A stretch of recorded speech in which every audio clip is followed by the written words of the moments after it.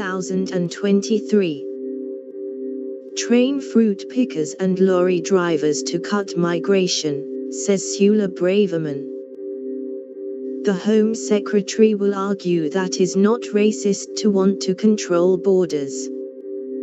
In a speech later,